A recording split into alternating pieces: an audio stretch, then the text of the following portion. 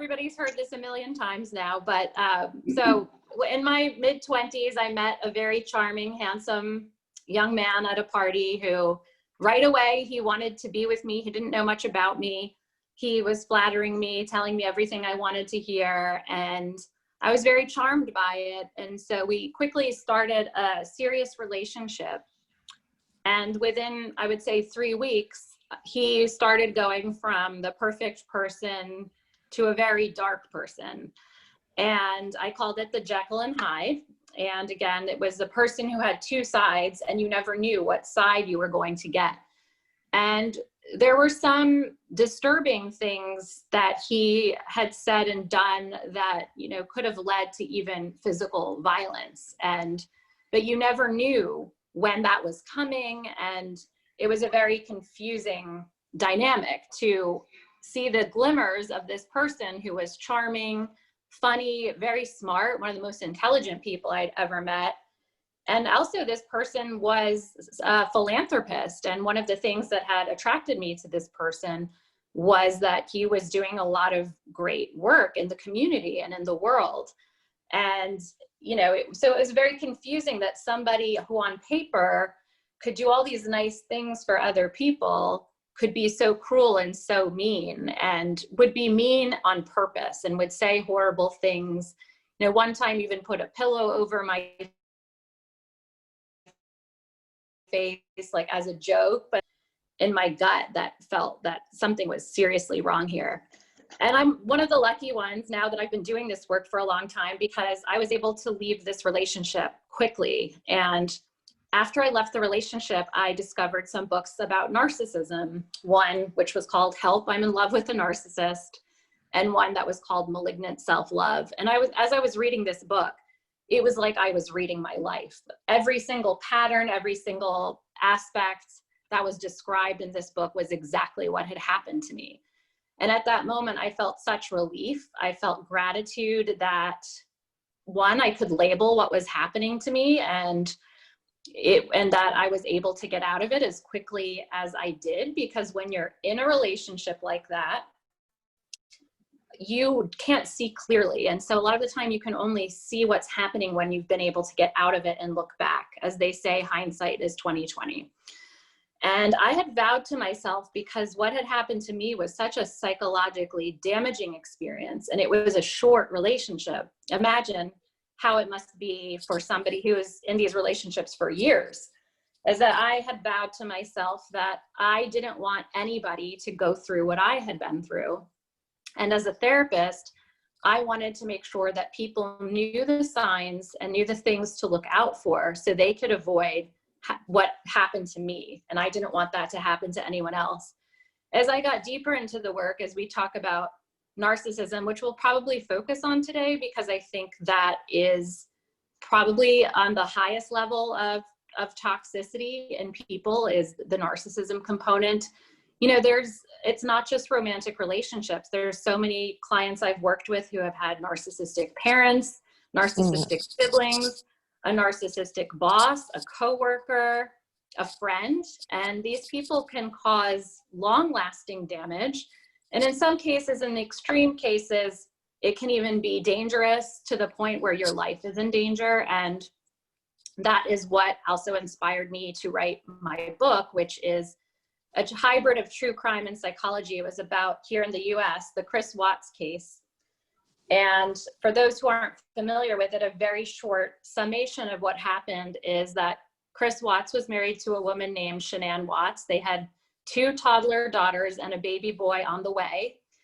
And he murdered his wife and his pregnant wife and 2 daughters, and he put the 2 daughters' bodies in the oil tanks in the field where he worked, and buried his pregnant wife in a shallow grave.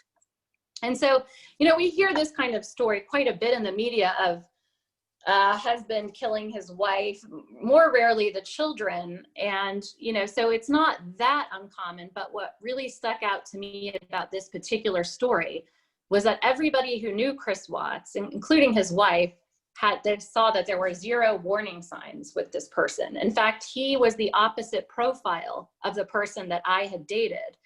And so by all accounts, he was always a very passive person. He never got angry. He wasn't controlling at all. He sort of just, deferred to his wife. And that to me really scared me, because my whole mission was to help people spot the signs. And so I said, well, Chris Watts didn't show any signs until about 6 weeks before he murdered his family.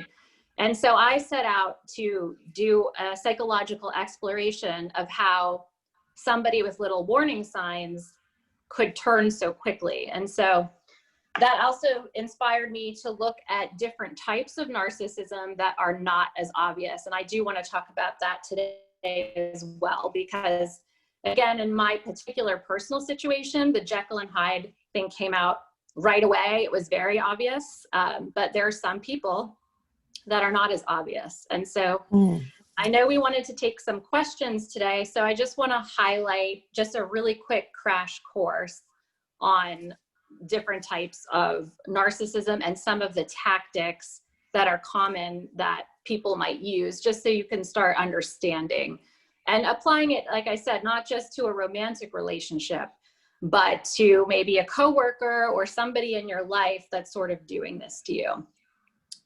So the concept of narcissism, which a lot of people just know, and as somebody who's arrogant and grandiose and really sort of showy offy, but I've looked at the research of Dr. Craig Malkin, who's at Harvard, and he's an expert on narcissism, and he's defined narcissism as something called the triple E.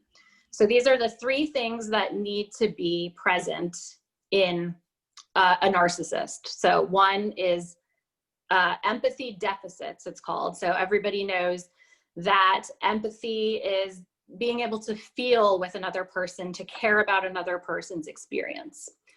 Empathy deficits. So that's the number one thing, is that narcissistic people or toxic people on the extreme end, again, we're looking more towards the type that really can't change, because it's all on a spectrum. And so there are some people that with therapy, they can get better. There are some people that are so severe on the spectrum of narcissism, or if you want to call it toxicity, that they can't be helped. Those are the people you need to walk away from and have no contact from. So we have empathy deficits, we have entitlement. These people feel that they are entitled to do what they want. In the situation of Chris Watts, he felt entitled. He had met a woman 6 weeks before he killed his family, and he had an affair with her, and he decided in those 6 weeks that he wanted a new life and that his wife and his children were a barrier. So he felt entitled to a new life with a new woman, and he was going to do whatever he could to get it. And he had such little empathy that he couldn't even save his own daughter's lives. In fact, when he killed his oldest daughter, who was 4 years old at the time, she begged him for her life, and he still put a blanket over her head and smothered her.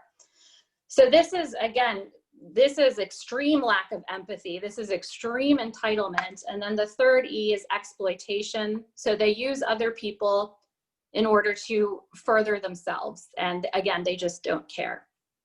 Now, the problem here is that if we could see all this right away, there would be no problem. But a lot of the times these people are, and then again, we're sort of looking at psychopaths, which a lot of people don't know, and I learned this from a criminal psychologist, is there's a lot of nonviolent psychopaths, and people just think of them as serial killers like Ted Bundy, but they're people who don't have normal human emotion, and they can't feel empathy for other people. They take risks. They're very impulsive. They share a lot of common characteristics with narcissists, but they're also the most charming people that you will ever meet. And so a lot of the time, some of these people are really good at hiding who they really are. They're good at what we call mimicking, and I explore this very thoroughly in my book, is that psychopathic people and narcissistic people watch other people and they copy them. And this is how they also learn how to fake or, have some semblance of empathy, is because they watch other people doing it. And in fact, I saw a study that psychopaths and narcissists can appear to be more empathetic than regular people because they work so hard at studying it. And that's why this makes it so scary. So they have mimicking, and they also do something where we have say they wear a mask. And so at some point the mask will come off, just as Chris Watts had sort of displayed this mask of this very helpful, very deferential husband his whole life, until there was a perfect storm of events that was the catalyst was him meeting someone else that sort of set out this chain of events that had him take off his mask that revealed his true self.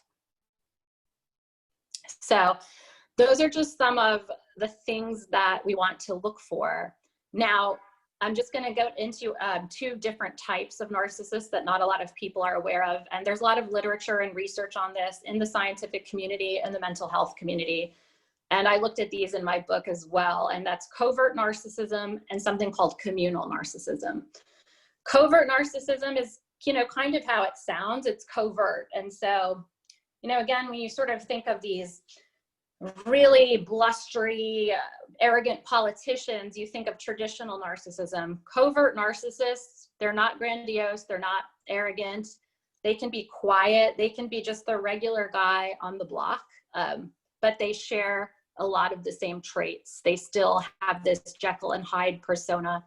They still, have the same 3E, triple E that we talked about, the lack of empathy, the entitlement and exploitation. It just manifests differently.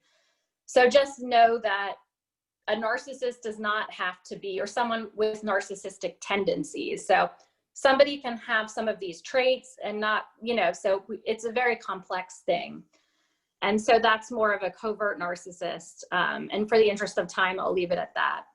The most interesting type of narcissist that I found in my research and for my book was the communal narcissist. And the communal narcissist is sort of what I described earlier when I was talking about the person I was dating.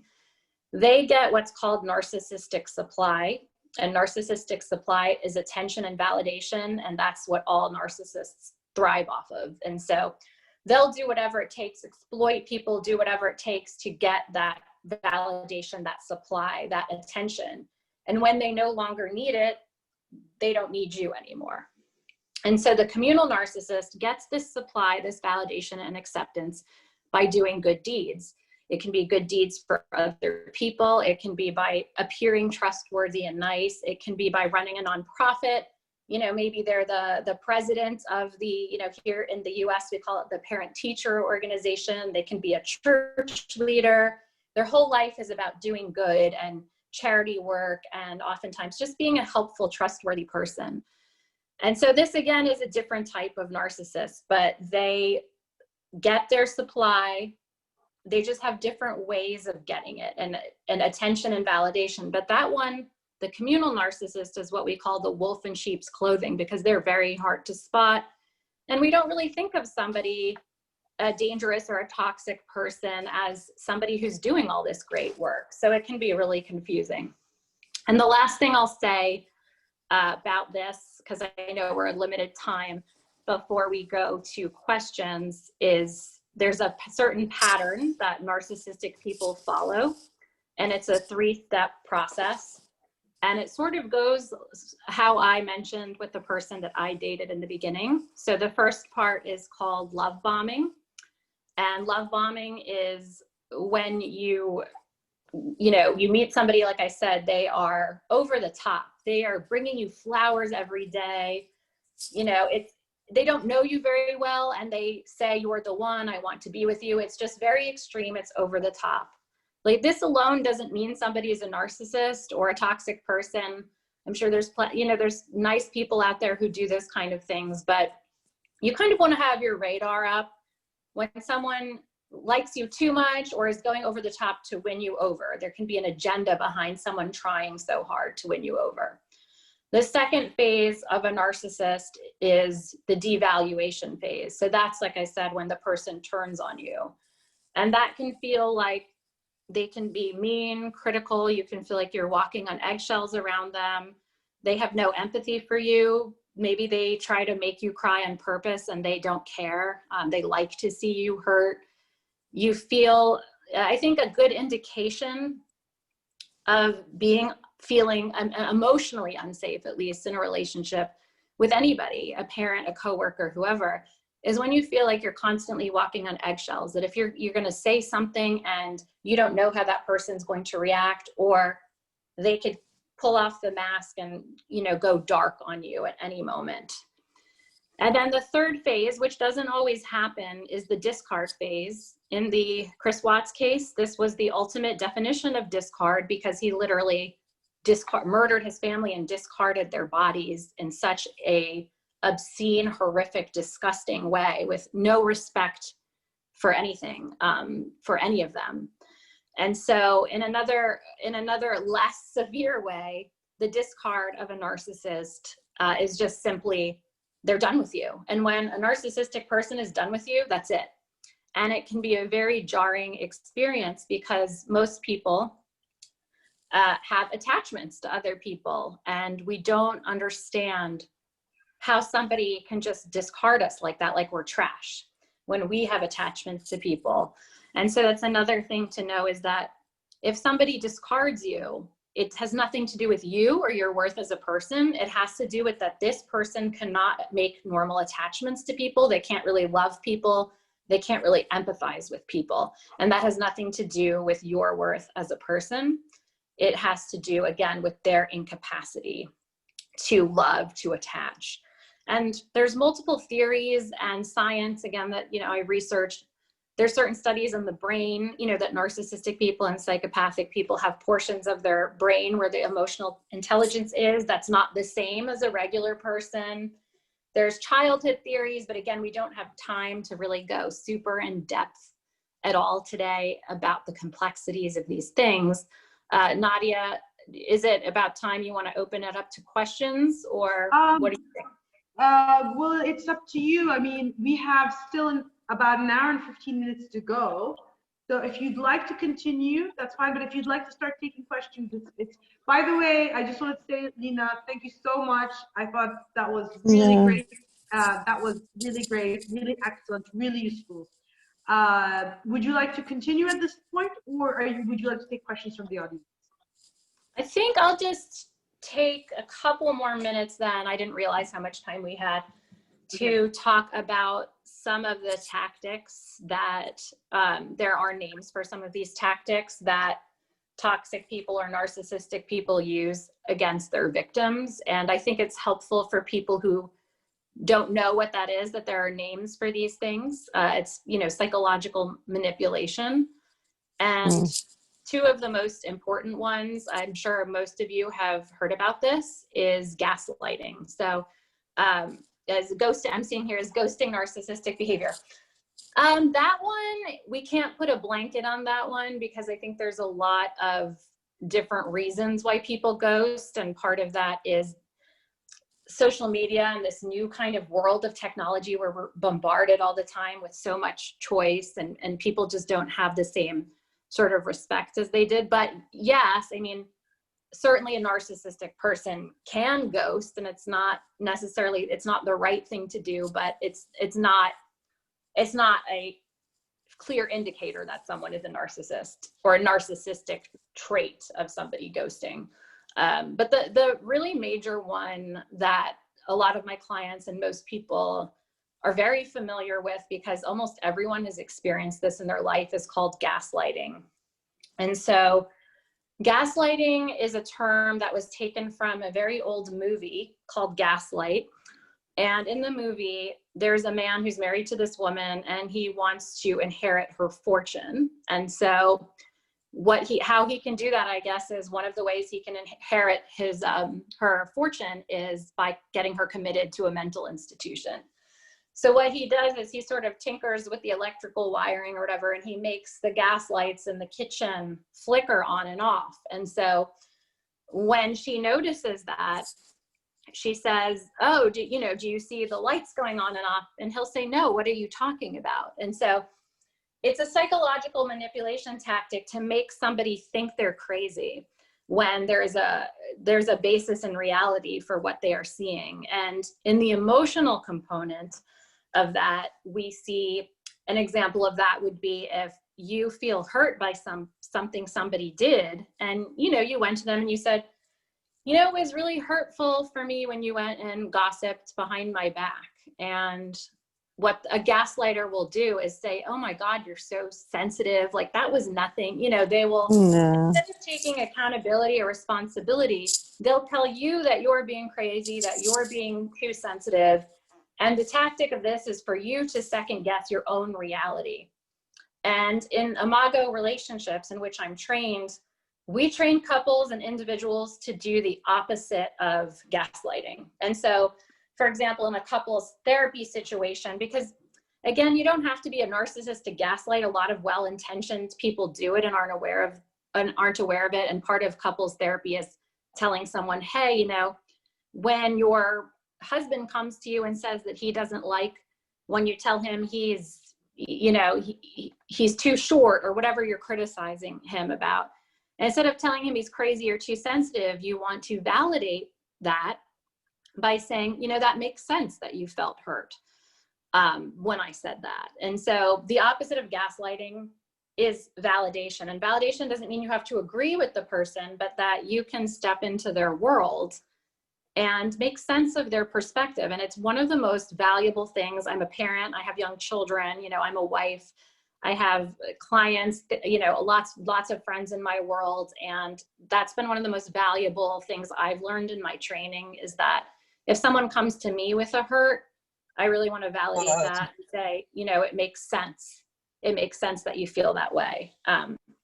And so narcissistic people will never take accountability and they won't want to change. And again, we say in the Imago therapy world in which I'm trained, you know, that a narcissist only comes to therapy when it's couples therapy. And usually it's because they have an agenda and they want the therapist to tell their partner that they're the wrong one. But a narcissistic person never thinks there's anything wrong with them. In fact, they think everything's wrong with everybody else, and they will never take accountability and they will never change. And so I think that's another really important thing, is when you're looking, you know, as to whether to repair or like try to repair a relationship that may not be going so well.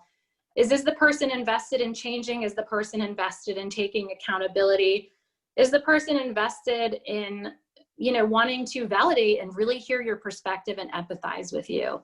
And if a person can do those things, then that's, you know, we're all human, we all have flaws. And so in that case, you know, it's worth it to try to heal from that. But if there's a person who is constantly telling you that you are the problem, that cannot ever accept responsibility or accountability, and that, you know, and sometimes very abusive people know how to apologize. And so I don't like saying that just because somebody apologizes means that they're taking accountability, because it doesn't.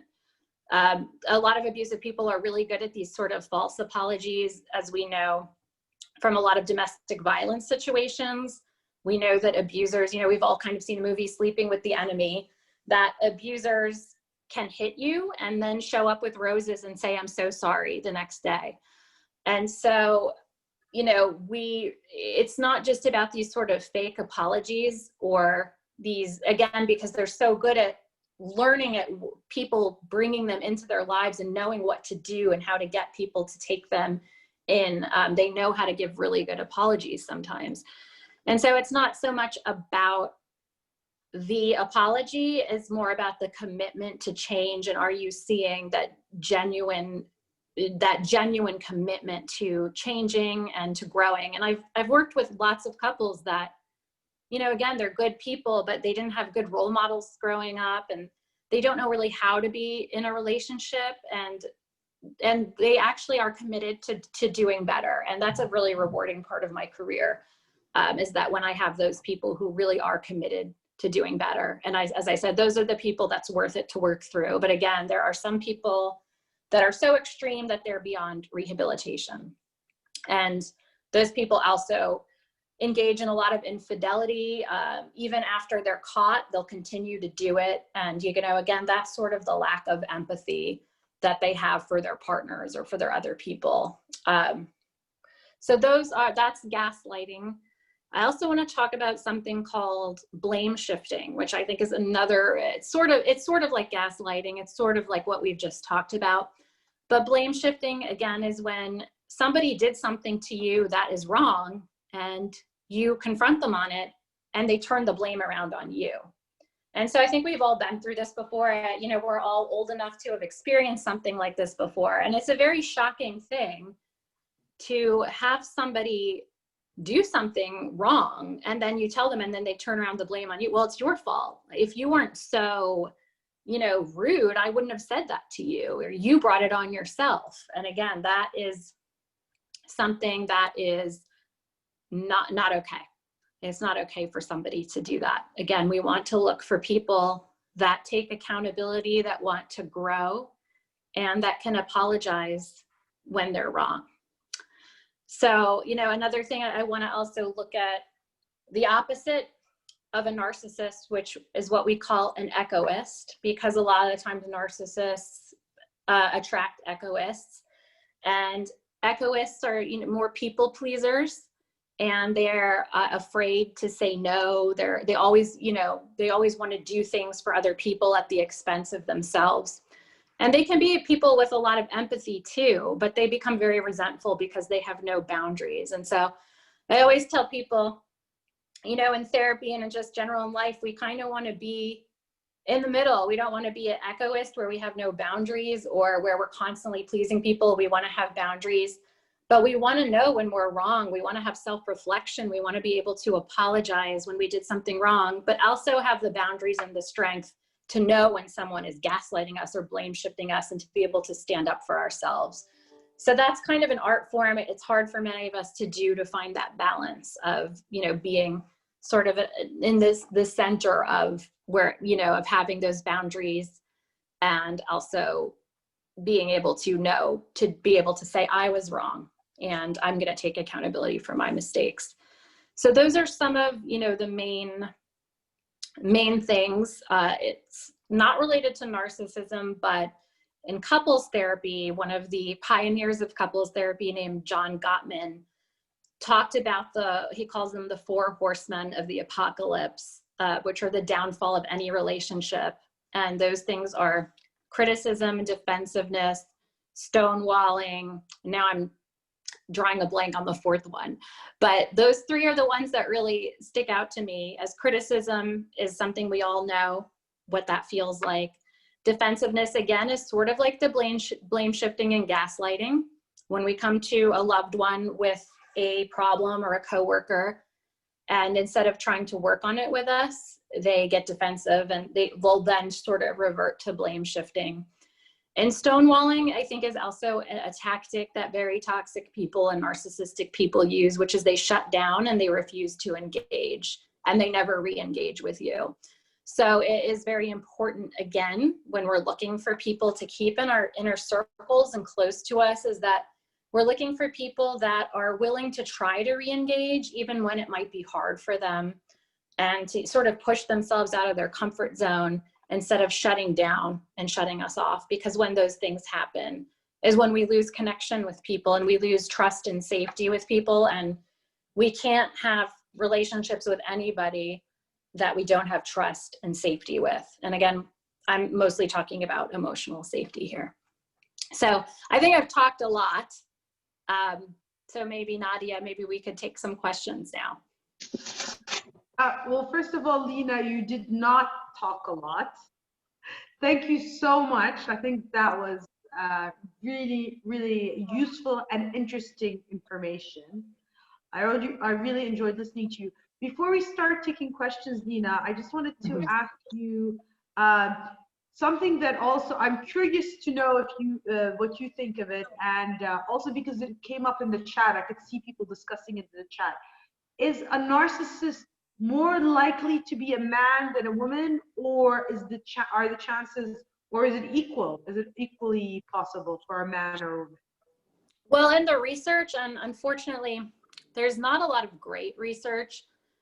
It is more skewed towards men for sure, and definitely there's more men who kill than women. Definitely, if a woman is going to be killed, it's 90% going to be her partner. Like those are statistics. And so in terms of more violence, there is a problem of violence against women. And I do believe that, and I'm going to be writing about this in the future, is that a lot of violence is linked to narcissism. Again, if we're looking at it as the triple E, lack of empathy, exploitation, and entitlement.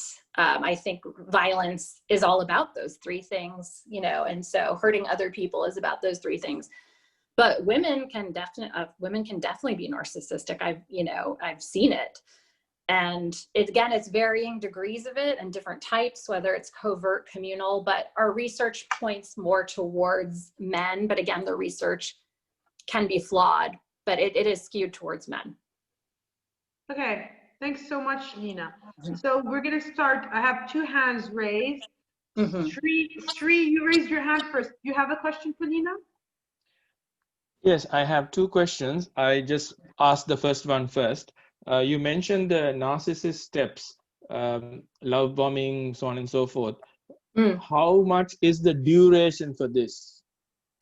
That's an excellent question. And that is really what prompted me to write my book, because in the story in which I told you, this couple had been together 8 years and married for 6 years, and he entered the devalue phase only 6 weeks before he killed his family. So that was, in the beginning when he first met his mistress, he was still playing along with his wife. He was sleeping with another woman and sending his wife text messages, "I love you to the moon and back," and, telling her what she wanted to hear.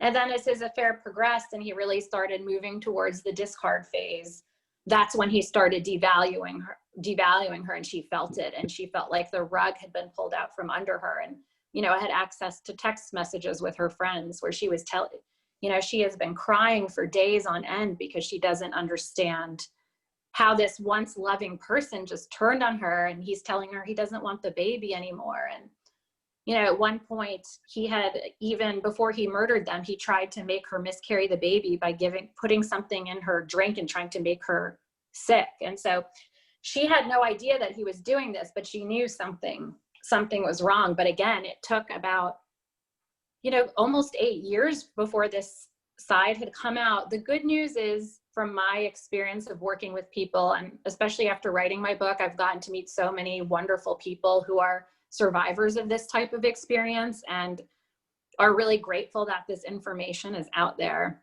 is that most people do say the mask comes off relatively quickly. However, I do want people to know that it can take a long time in certain situations. In my situation, it was a matter of weeks where I started to see glimpses of, this darker side. And then the darker side became more prominent, and the light side, the side that I had been attracted to, started to fade away more.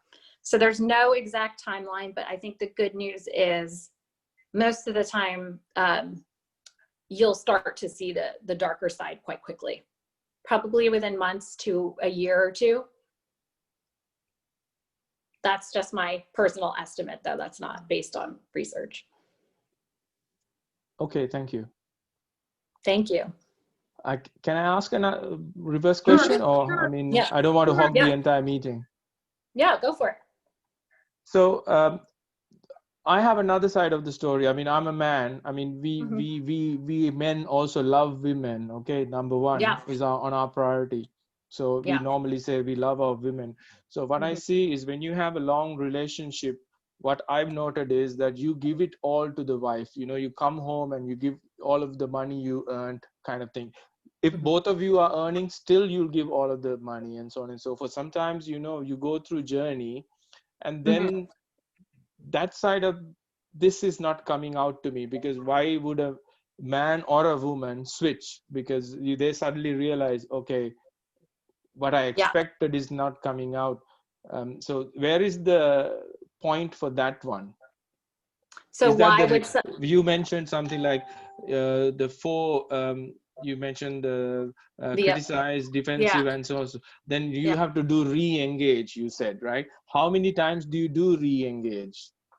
Yeah, that's, and then you call it a day, Yeah, that's a question that, again, you can't give a direct answer to, is how many times do you re-engage? I think, there's a certain point where you've tried everything you could and nothing's changing. And then at that point, different people come to these realizations at different times. And how about re-engage 4 times over 29 years? What does that sound like?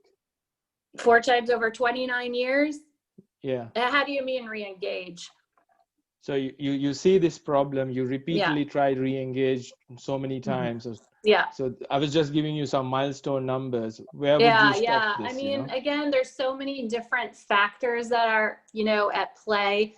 I think, again, if you go to the person and say, for example, you want to talk about this issue, that it hurts me when you don't engage, or you stonewall me, you shut me off. How can we work on this? Is the person receptive to working on it? And, or maybe they want to read a book with you about it. If you don't want to do something like therapy, maybe there's a book you can read together. Again, is one, how invested is the person in trying to change this? And two, what's your threshold for it? And what are you willing to live with and not live with? That becomes a very personal question with something like that. So in that, the reason why I came up with 29 years, the number of books that I've read, the wedding anniversaries go up to 25. 25 is the goal. You call it the silver anniversary. Very rarely people go to a gold anniversary, because it's a bell curve. The bell curve is on the other side, Yeah. And then when you're on the other side of the bell curve is you're 3 decades together kind of thing. So that's the other end. So re-engage means there is a milestone at 7 years, there's a milestone at 14 years, there's a milestone at 21 years, and then so on and so forth. That's the 4 milestone points. So where do you say call it a day for the re-engage? Yeah, I mean, again, that's a personal question that's so different for everybody, No, I'm talking about a theory one, because you see, you said a number of times re-engage. How many times do you re-engage, Okay, yeah, so re-engaging, I'm talking about having a fight and coming back to talk about it again, instead of brushing it under the rug and leaving it. Yeah, so let's say after 7 years, you have a massive big fight, right? Okay, the two of you walk away from each other, stay in another place kind of thing, Yeah. I have put couples together in the past. This is why I'm asking this. So you do that once, you do that twice, you do that 3 times. Where do you say, okay, enough is enough now? Yeah, again, different people have different thresholds for it. So I can't again, there's so many factors that are children involved. There's so many different, is that the only problem the couple is having? There's so many different, so I can't tell people. I think, again, it has to be a personal decision of when you feel enough is enough. No problem. Thank you so much. Yeah. Sorry if I couldn't be more help. That's fine. This is great. It's a theory conversation we are discussing. Thank you. Okay. Thank you. So Lola has her hand raised. Lola, would you like to ask a question?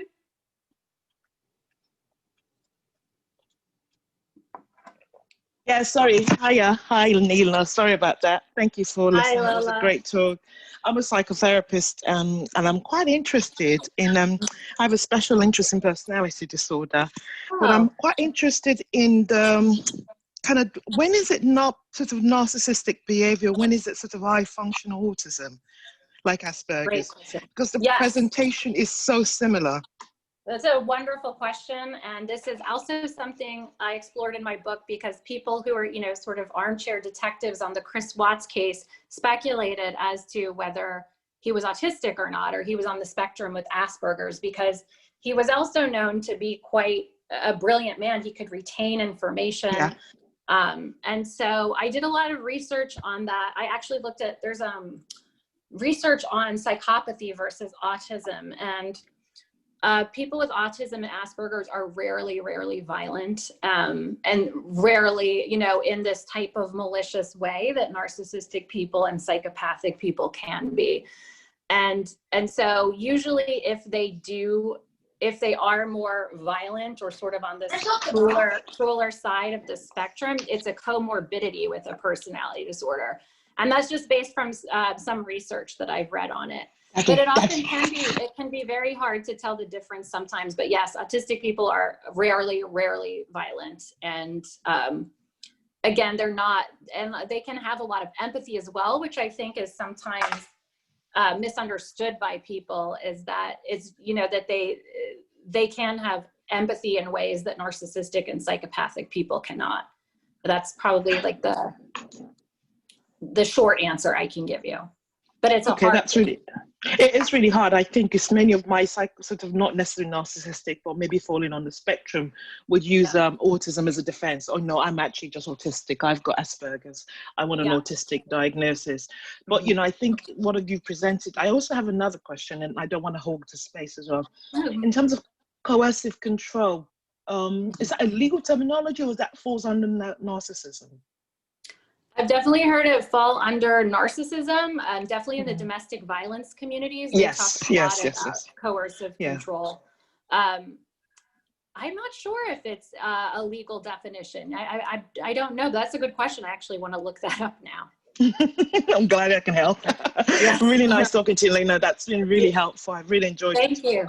Thank you, Lola. I'm glad you're here. Thank you. So Raja has his hand raised. Raja, would you like to ask a question?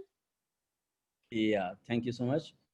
So there was a Russian writer who wrote a book, Crime and Punishment. Yes. His name is Fyodor Dostoevsky. Mm-hmm. The character of the novel named Kasklinov sees aged lady in his building extracting money from people, as she is a money lender. She is quite ruthless. He always thinks that many people will be happy if he kills her. One day, when he is short of money, he visits her for loan, and after some time, he kills her without thinking. Next morning, when he gets up, he realizes what has happened. He could not believe as to what he has done. He says that demonic power overtook him. So, why people behave this way? They explain they are like guns in the crime, and someone else pulls the trigger. What's the logic behind this demonic behavior? Yeah, I think that's a good question. Let me. What's the logic behind this behavior? Like all the things in the universe, people have three attributes: electron, proton, and neutron. Sorry, one moment. There's background noise. I'm going to mute everyone. And Raja, you can continue. Although, please, Raja, we don't have a lot of time. So what did you want to say, Raja?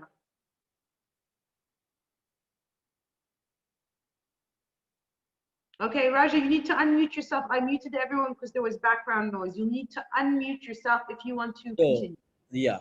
So why people behave this way? They explain they were like guns in the crime, and someone else pulled the trigger, like Chris Watts. So what's the logic behind this demonic behavior?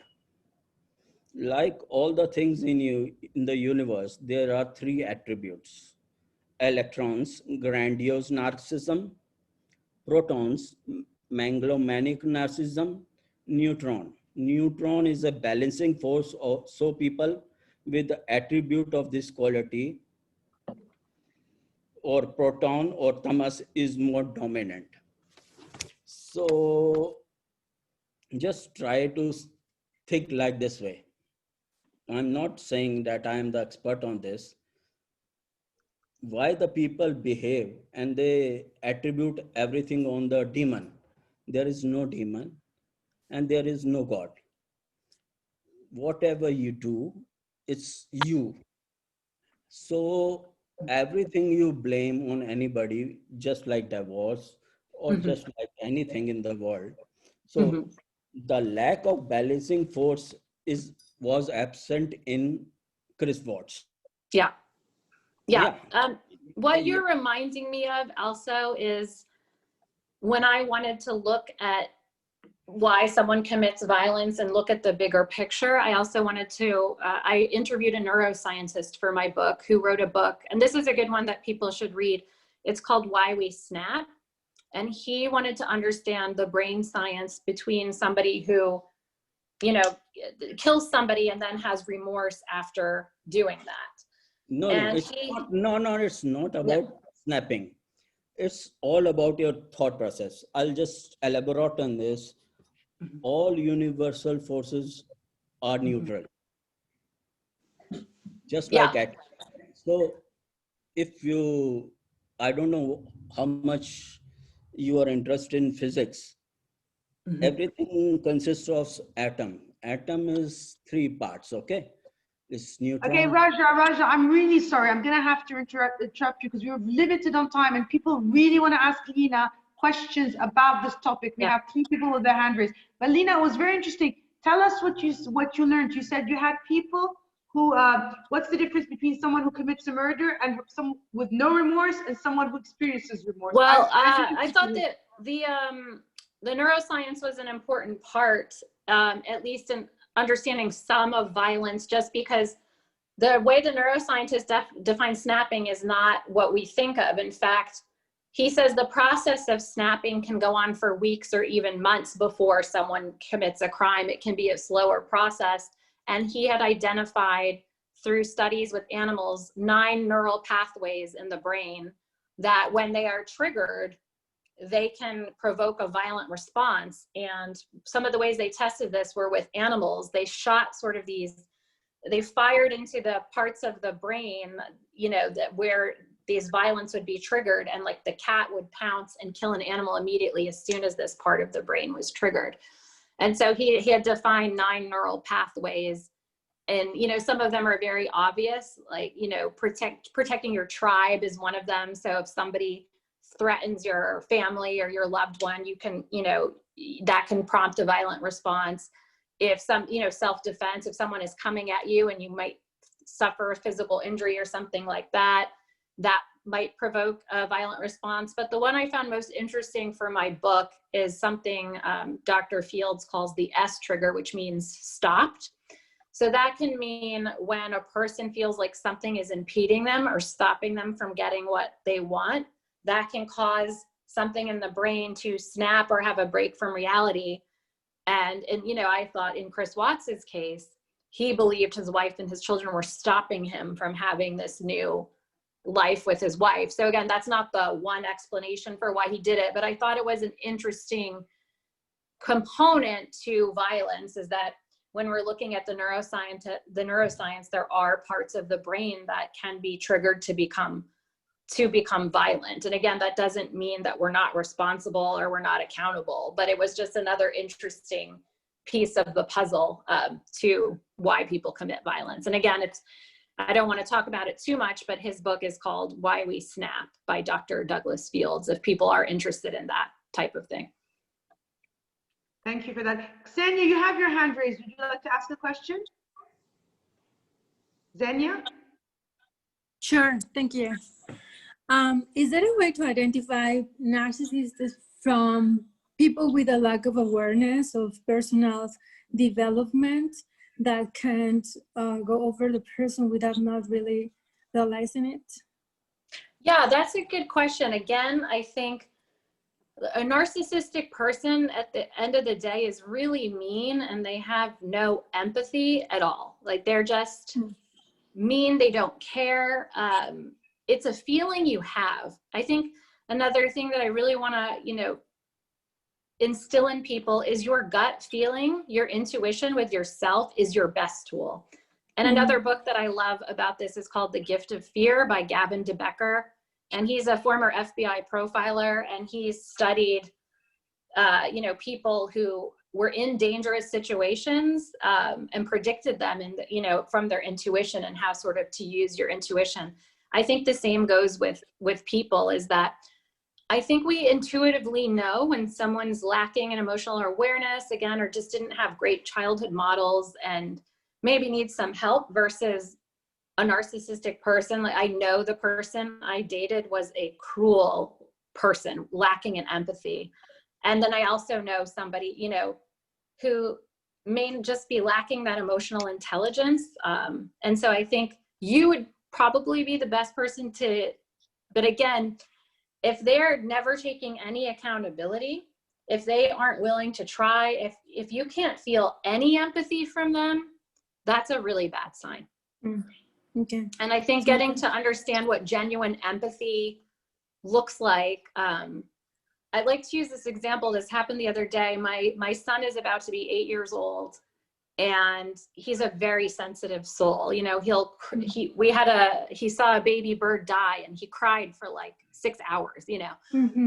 It was this real empathetic response. And, you know, the other day he picked up my earbuds, and I had music playing, and there was just some very melancholy, sad song, and he started crying. He was so moved by the music, and he couldn't listen to it anymore. So, you know, I think those are, you know, things that I see in him, where I see this real genuine empathy, this real ability to connect and feel. And I think, you know, we want to be able to, again, to try to look for genuine empathy versus this mimicked empathy. And I think, again, our intuition tells us what that is.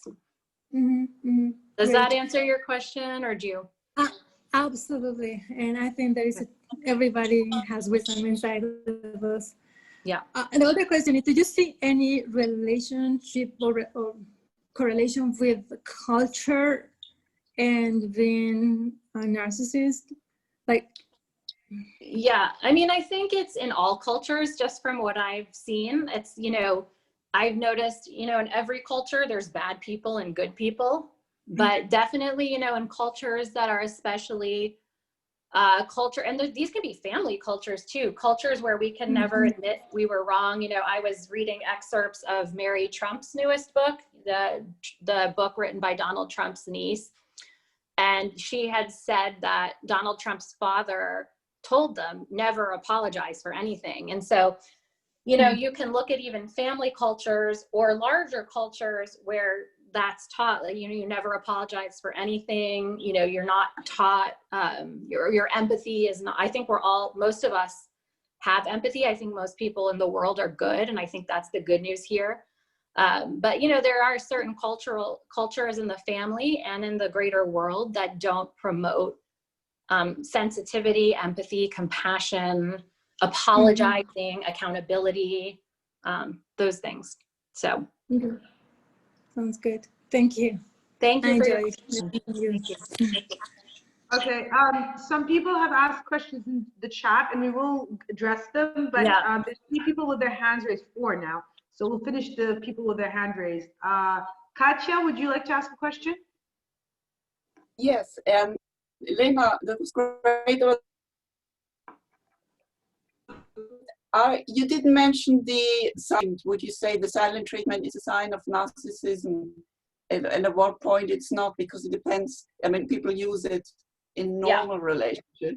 Could you say something about that, please? It can be a component, but I think it would have to be in the bigger picture of everything else. So again, is that the only cruel or, you know, behavior that person is using? What's coming up for me now as I hear this question is I'm thinking of our families of origin. Sometimes there's families of origin where the child was given the silent treatment, and that can actually be a sign of a narcissistic parent. A narcissistic parent that gives their child, I've had so many clients, unfortunately, where as children, as adults now, they're still so deeply hurt by a parent that would ignore them for days, for example. Like that is I think a clear sign of someone with narcissistic tendencies, when a parent is ignoring a child, you know, for days or, you know, even hours. You know, it's very, very psychologically damaging. In a romantic relationship, it's a little bit different. And again, I would have to look at the bigger picture, but it definitely can be part of the profile. It's, you know, what's the intent behind it? Is it ongoing? What's your gut telling you about it? Is it one of different behaviors? Is it the only behavior? So my answer would be it definitely can be part of the profile, but that on its own, there could be many reasons for why that person uses that, and they could be using it just in protection of themselves based on what they learned in their childhood. But you would say if they apply it to their children, then it's yeah, I think for me, that's again where that would be a huge red flag. Because you just said. Yeah, a huge red flag for me. if a parent is doing that to a child. But it's not a healthy thing in a relationship, and it's something like a silent treatment, again, is something that will erode a relationship, a romantic relationship, and it's something that does need to be dealt with. And, you know, probably a therapeutic setting, or reading a helpful book and exploring ways that the person can go out of their comfort zone and try to respond differently than the silent treatment. Okay, thank you. Question for Lina, if it's possible. Sorry, Tabibet, because lots more people have their hands raised. Could you wait your turn or raise your hand? The next person is Jackie. Jackie, would you like to ask a question? Yes, so thanks, Lina, for that talk. And maybe you've answered this in some ways and through other people's questions, but my question is going to be, what causes narcissism? Yes, that is a great question. And we only have theories. As I sort of said before, I did look at the studies of the brain, and there is evidence that there's a part of the brain that's, you know, for emotional intelligence, that's compromised in people with narcissistic tendencies. There's actually some really interesting studies with twins about narcissism being heritable. So it can be, you know, genetic as well. There's different interesting studies. The theories by psychoanalysts are actually very interesting. There's several. There's one, where's the obvious one, that the child was overindulged, you know, and became narcissistic because they were never told no, or were always told that they were perfect, and that can definitely be a path towards it. But the one that I find the most interesting, and that I think seems to ring true for a lot of people, is that it starts in childhood. And usually the child was neglected or felt invisible or had a very critical parent, and they developed a defense mechanism to protect themselves by feeling special. And so they put on this sort of shield that nothing could penetrate to hurt them. And they began to lose touch with empathy, and like, oh, you know, because they felt so neglected that they had to find a way to compensate for that by making themselves feel, you know, very special. And so that theory is about narcissism being a defense mechanism that started in childhood to protect the person from their deep feelings of inadequacy and feeling inferior. So a lot of people, you know, seem to like the theory that narcissism is not about arrogance, it's about deep insecurity, and this is the defense of the insecurity. And it can often be, you can't penetrate that wall, you know, it's over the years it can be built up so much that you can't penetrate that wall. But again, you know, the studies I've seen also show narcissism on a spectrum. It can be very severe, or it can be where they have some more of their defenses down. And so some people with narcissistic tendencies are going to be much easier to work with than the ones who have built that wall that's where they've completely lost empathy or human attachment to other people. Okay, thanks. And is there like a do we all have some degree of narcissism, or the other, the opposite of that? Yeah, a great book about this, again, that I love is from Dr. Craig Malkin at Harvard. It's called Rethinking Narcissism. And he talks a lot about narcissism on the spectrum, meaning I had talked about egoism earlier, which is the one with, you know, where if you're on a 1 to 2 on this spectrum of narcissism, very low, you almost have no self-esteem, no self-worth, constantly pleasing other people, can't stand up for yourself. And then on the other end, you have like an 8, 9, 10. This is where you have pathological, malignant type narcissism that's dangerous. But his argument is that you kind of want to be around a 5 on the scale, like 4 to 6. That's sort of this happy medium, because we kind of need some level of narcissism. And I'm going to have to go walk with you because I have to plug my phone in because it's going to die. We have to have some level of narcissism in order to function in the world. And that's not a bad thing when we're thinking about moderate narcissism. It means that we like ourselves, we respect ourselves, we have self-worth, but we also have compassion and empathy for others. And that's, again, this happy medium of having strong boundaries and liking yourself, but respecting other people, having empathy for other people, thinking about other people's needs while also thinking about your own. Does that make sense? Yes, thank you. Thank you for your questions. So Romina, you had a question? Do you want to ask your question, Romina? Yes. Yes, hello.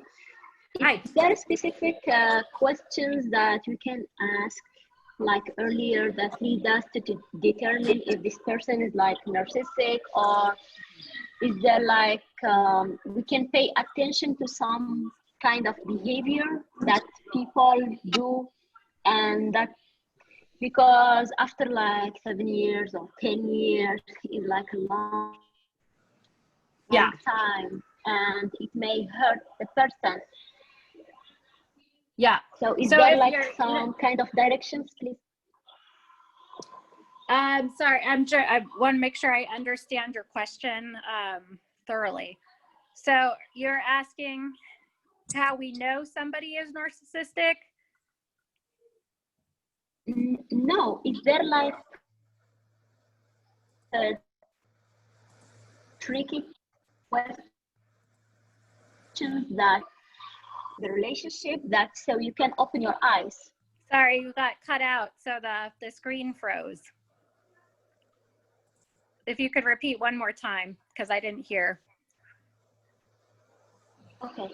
Is there specific behavior or reactions that we need to pay attention to know like this person is narcissist? Oh, so behaviors, reactions. There is something that I didn't talk about yet called narcissistic rage, which is a very important part of the profile of a narcissistic person. And this is when someone who has narcissistic traits perceives, and the key word here is perceives, an insult against them. So it may not be an insult, it may not be an intended insult, but the narcissistic person is so insecure that they're going to take everything as a perceived insult. And so this is the walking on eggshells part. You have a sense that you're afraid to say something to the person because they're going to bite your head off or they're going to blow up at you. So the narcissistic rage is about this, you know, and the rage can look different with different people. You know, some rage can be very angry and big and scary. And then some rage can be the silent treatment that someone else spoke about. The stonewalling that I spoke about before, the shutting down, where that is a form of narcissistic rage. Covert narcissistic rage is you, and I finally remembered the fourth, the apocalypse of the horsemen. The fourth one is, it was contempt. This is a big one. Contempt can be silent. Contempt is like rolling your eyes. You feel that the person hates you. You feel this contempt from them.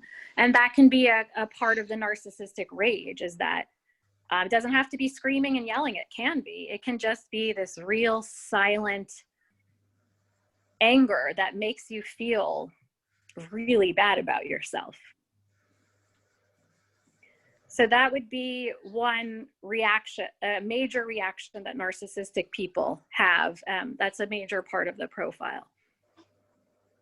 Lena, can you describe us the term of flying monkeys? Yeah, I'm sorry, BK, because there are people with their hands raised and have.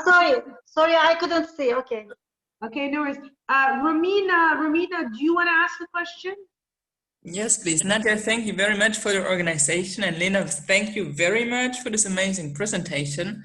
My question is about coming from the personal experience. How do you deal the best when one of your parents is a narcissist? Because you cannot just leave, you know, with a partner, you can just run as fast as you can. But what do you do with your dad? It's not so easy, right? No, the family relationships are the hardest ones. They're some of the most painful ones. You know, children of narcissistic parents carry deep trauma, deep pain. It's a very difficult relationship.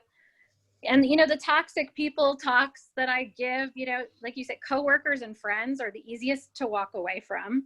Mm-hmm. And family members are the hardest. And we have deep, deep attachments to our family members.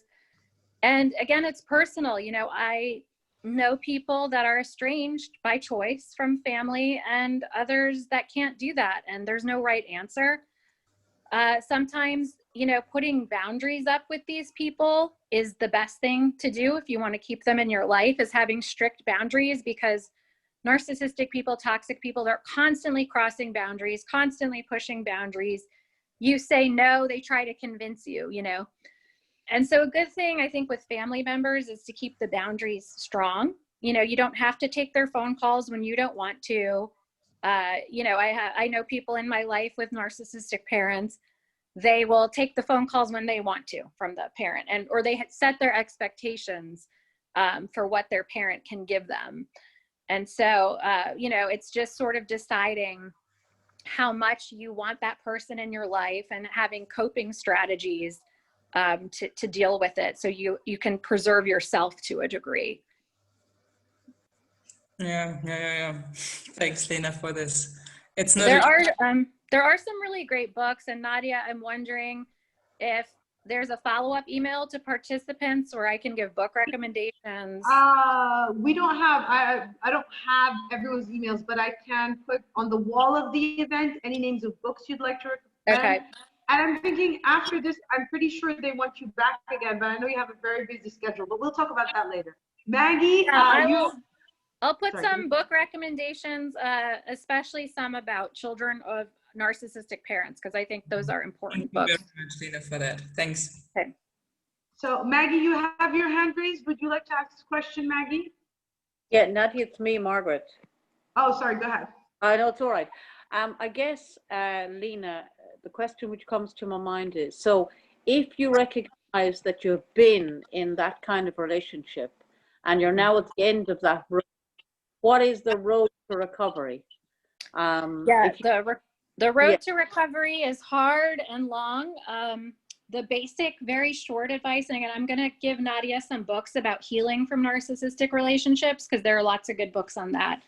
But, you know, the main thing of the advice from healing from a narcissistic relationship, the first one is no contact. That if you can put no contact, and sometimes it's hard. Some people share children with narcissistic partners, and in that case, no contact is not possible. But if you don't have any ties to the person anymore, no contact is very good. I would say seeking a good therapist that can help you regain your self-worth again. You know, you have to sort of, it's very psychologically damaging. And again, you may have been gaslit for so long that you have to find yourself again after these relationships. And taking care of yourself, learning to prioritize yourself.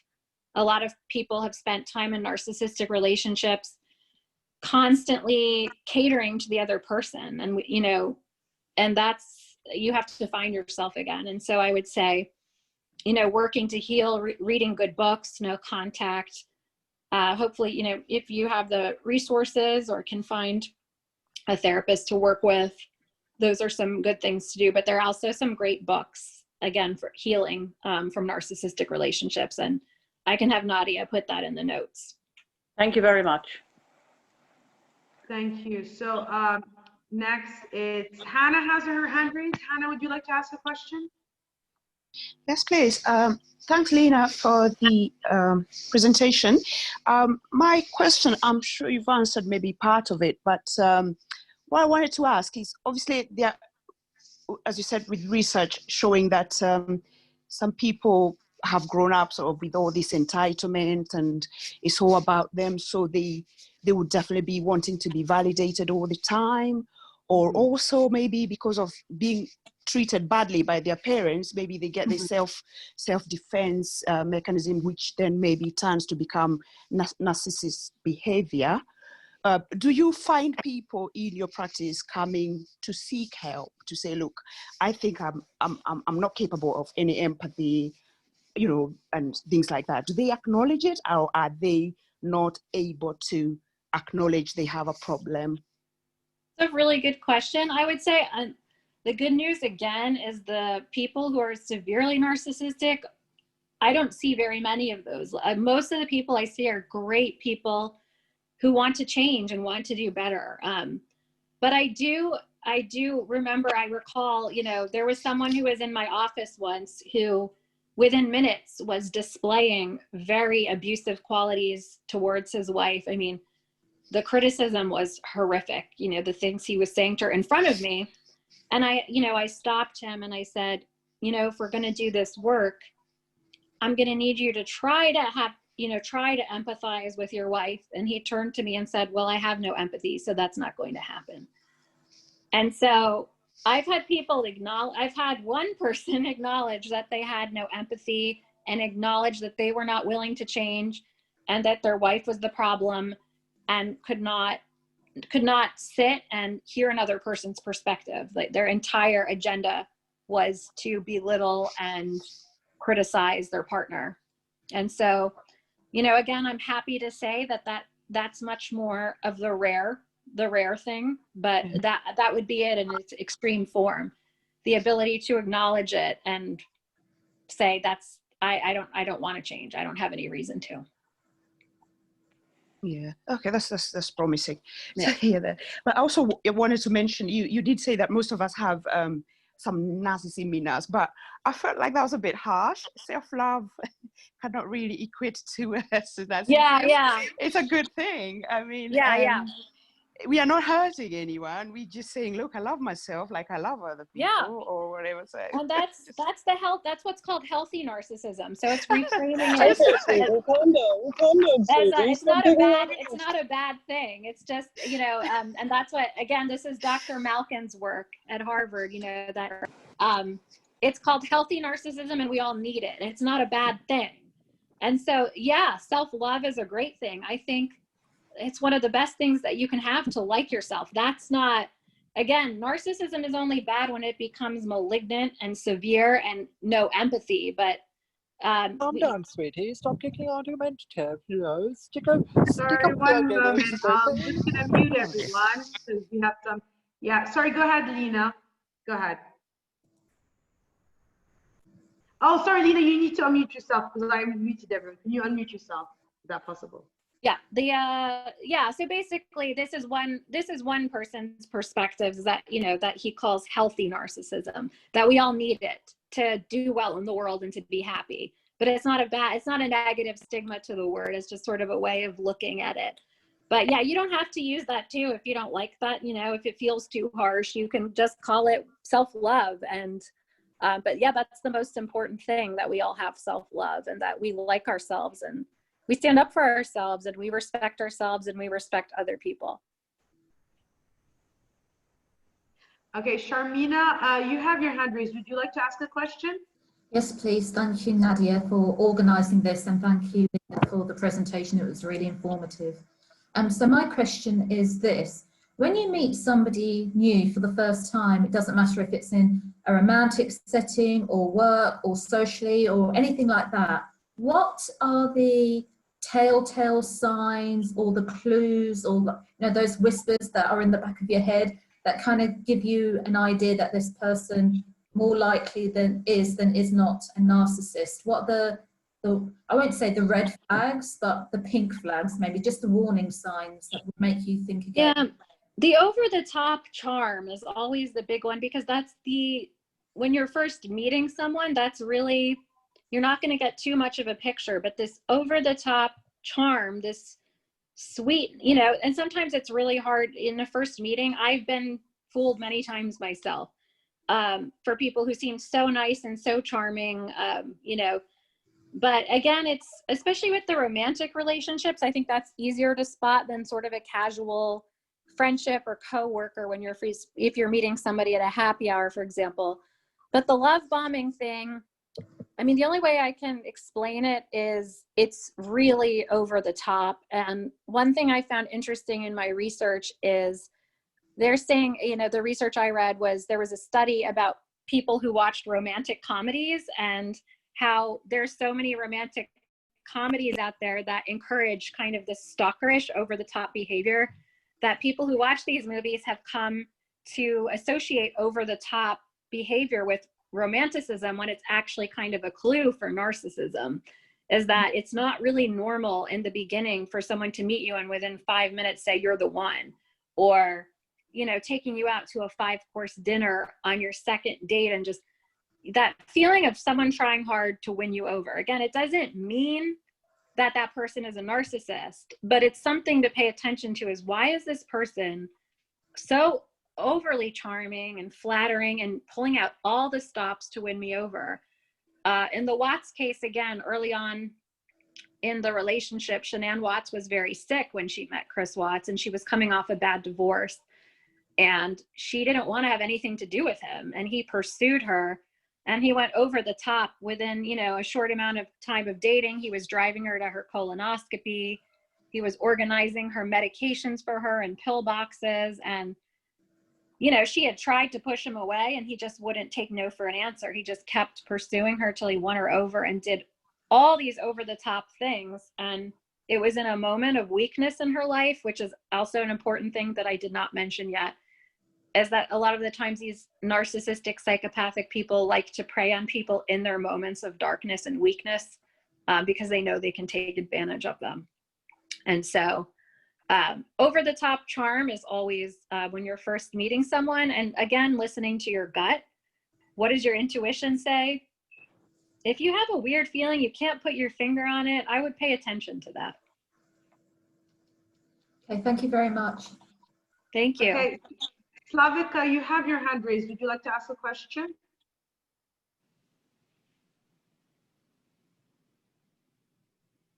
Hello, everybody. I'm very sorry because of time difference. I missed most of everything. No problem. Would you like to ask your question? Yes. First, the introduction. I missed, unfortunately, due to time difference, I missed your presentation. So I joined you in the Q&A session. And you're talking right now about narcissism. So just for me, for clarification, are all toxic? Did we come to narcissism from toxic people, or is it just one smaller part, one part of toxicity, or is narcissism like what we should look through what we should look toxic people? So that is one question for me to understand this.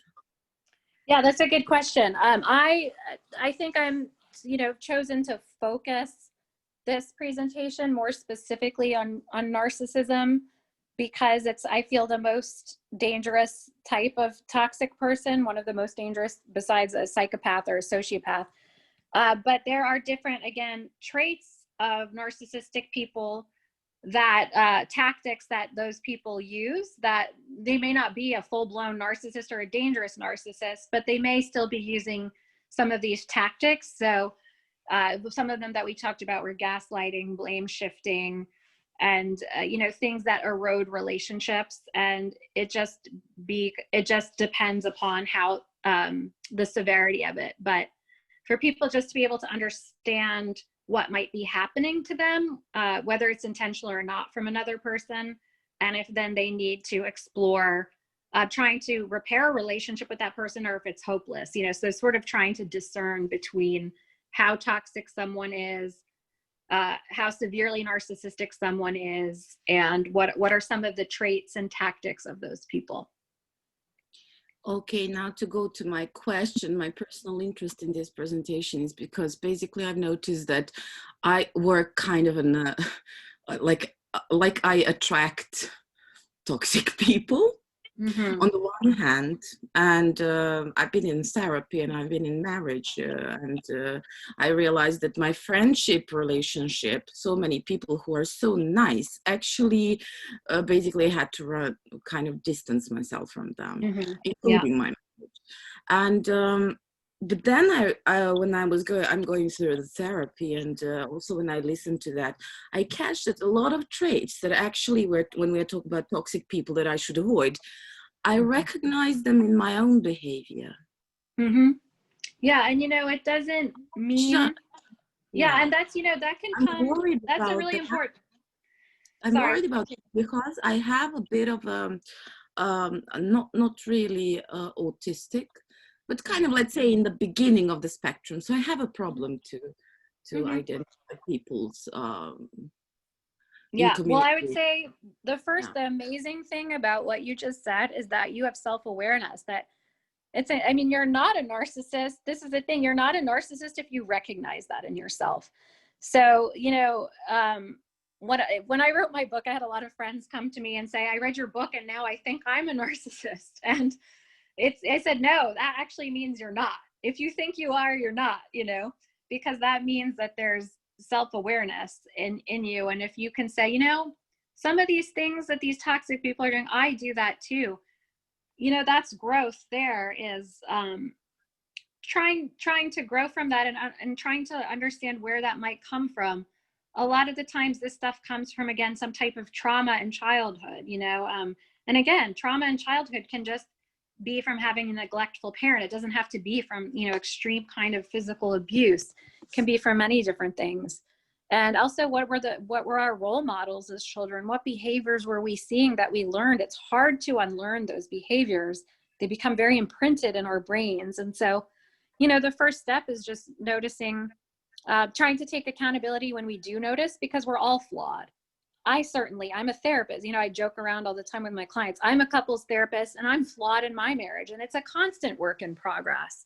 I constantly have to check myself and my own ego, and I'm, you know, so none of us are above it all, but it's just trying to do better and trying to be aware and correcting our mistakes. You know, I try to, if I've made a mistake, I try to fully take accountability for it and apologize for it.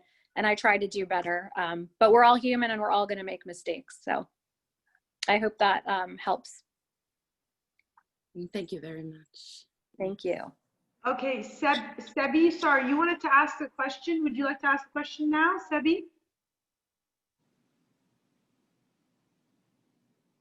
Sebi, are you still with us or are you on mute?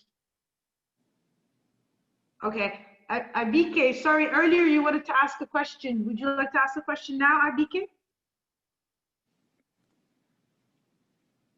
Abike, are you with us? Yes, well, she seems to be with us. Abike, would you like to ask a question? All right. So then there were some people, then I will be looking at some of the questions in the chat, but there actually so many. Let me just take a look at a few ones.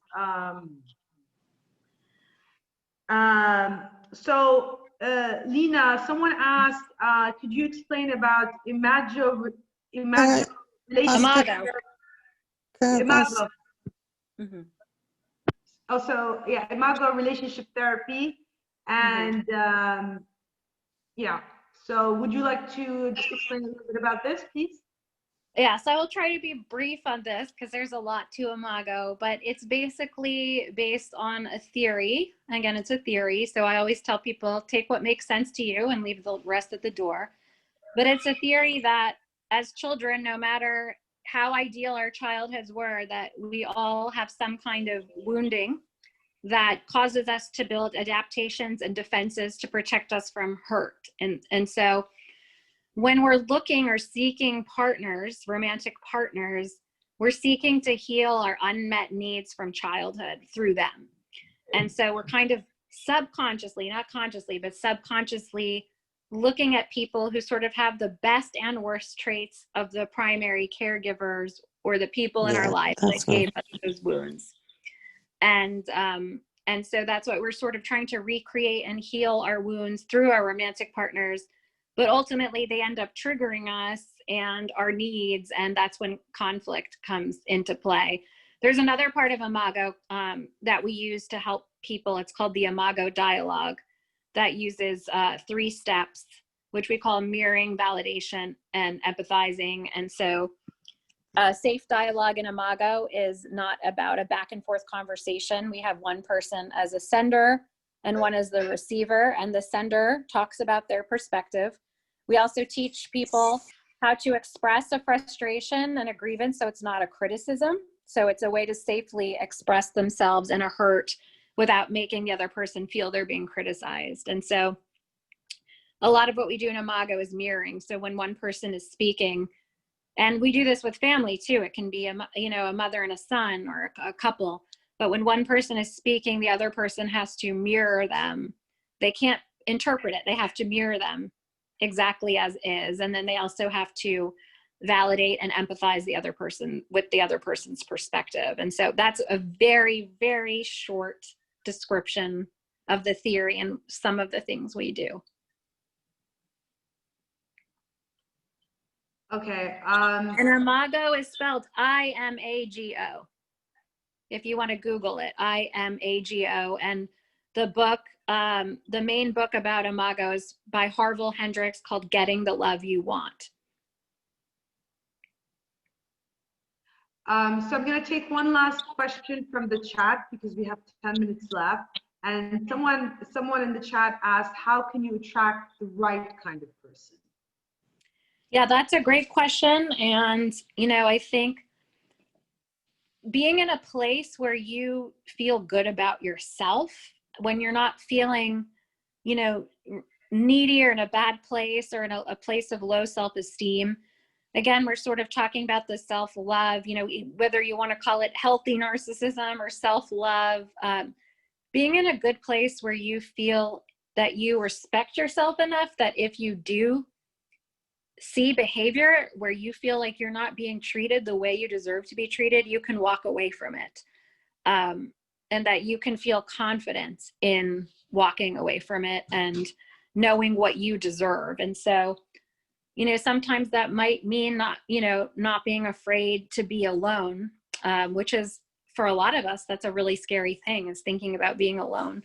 But, you know, trying to, I think one thing that helped me,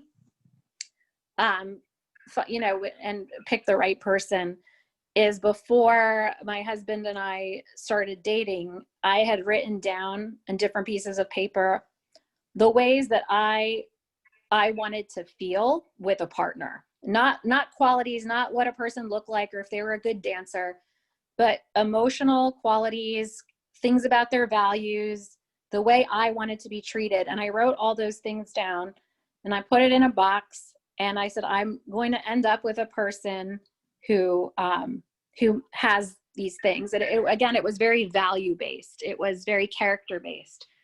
Things, importance like compassion and trust and honesty and consistency, accountability, you know, all of these things that are really important. Yeah. So actually, we've got 7 minutes left, but someone's requested to ask a question. Elena, you wanted to ask a question. Are you there, Elena? When you brought up like a father is a very narcissist, do you have a tendency to attract that kind of persons? Sorry, I didn't hear the beginning of the question. When you brought up like that, it's a very narcissist and is neglected you and is violent, you attract that kind of persons in the future? You know, that does happen quite a bit. A lot of people that I've worked with, again, felt that did happen to them in their childhood. And they're, again, sort of very related to the Imago stuff I talked about, replaying that in adulthood, recreating, trying to heal that with someone that reminds them of that. If it was a narcissistic father, trying to heal that relationship with a narcissistic father through a narcissistic partner.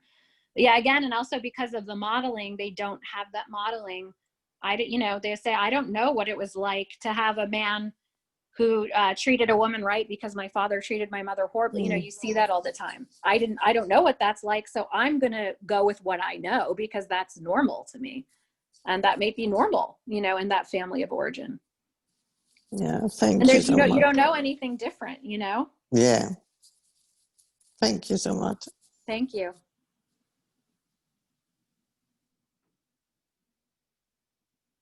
Nadia? Did we lose her? Nadia, unmute yourself. Oh, I'm here. Sorry, I was on mute. Yeah, so Lina, I was going to say thank you so much. We've got 5 minutes to go and we'll have finished a 2-hour session. Thank you so much for your time. Thank you so much for all the information. It was so useful and so interesting to listen to. And would you, I was going to say is if you'd be willing, I'm sure everyone, I mean, I'll just ask them, if you want Lena to come back, could you type yes in the chat? Yes, yes, yes. You have 3 yeses already. Yes, yes, yes. So I don't know. Yeah, but Lena has a very part 2. People want even a part 2. Well, okay, so I don't want to put too much pressure on Lena. So we'll see. It's a maybe if she has time. I don't know if you saw the yeses, Lena. Thank you, everybody. You're all very sweet. I'm so glad that I was able to be here with you today.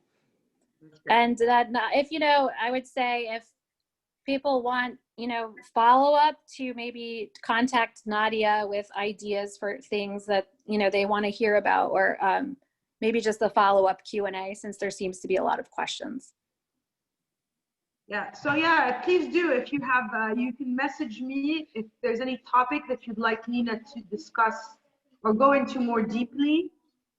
And yeah, I mean, thank you, Lena. Thank you very much. It was a very interesting talk. Thank you for having me, Nadia. And thank you, everybody, for being here with us today. Yeah, we had at one point 156 people on Zoom. I'm telling you this because sometimes when you're sitting on Zoom, you can't tell how many people are there. Yeah, I don't know. I'm just on my phone right now, just going with it. But thank you all again, and thank you, Nadia. Thanks, Tina. Well, so good afternoon. You're in DC, so I guess it's coming up to 3 o'clock. It's coming up to 8 here in London. I just wanted to say thank you for everyone for attending. Thank you, Lena, for the wonderful talk and all the information. And I just say goodbye to everyone. Goodbye, Can I just say before Lena goes? I'm sorry. I just wanted to say that thank you, Nadia, for organizing this wonderful webinars. Always the subjects are interesting. But I wanted to say, Lena, about how Nadia was excited to have you here. I know you are related, blood related, and she is so proud of you. And because of the book, and because you were coming and supporting her and us. And I also would like to say thank you to Nadia and to Lena. Thank you very much. Eye-opening. I learned, you said in the very beginning, you hope that people will walk away from this webinar learning something. I was sitting very quietly and listening, and huge eye-opening to just see our relationships with close one, with friends, co-workers, and it's good to know, what to look for, and also it's good to know that this is not happening like because it happens, that there is always reason behind that. And I learn a lot about how to listen to our intuition and feel our hearts and our minds, and be just cautious and happy, because as you said, when you wrote and put to the box the ideas about you potential husband or boyfriend and what you expect, we all should have expectations, and we all should reach for the best and not to be afraid. So thank you very much, Nadia. Thank you so much. And we all deserve to be happy and loved, and I think we all deserve that, and that's a good message to end with. Thank you for your comments. I really appreciate it. Thank you all. Sorry, I wanted to end. That was a great end, but people have been typing in the chat about a recording. A recording will be sent to everyone on the list of attendees, and I think it was in excess of 460 people. You'll get the link to the recording. So thank you so much. I hope it works, because I am the one responsible. I really hope it works. It's okay either way. Thank you so much. Thank you so much, Eva. Thanks everyone again. Nadia, please, can you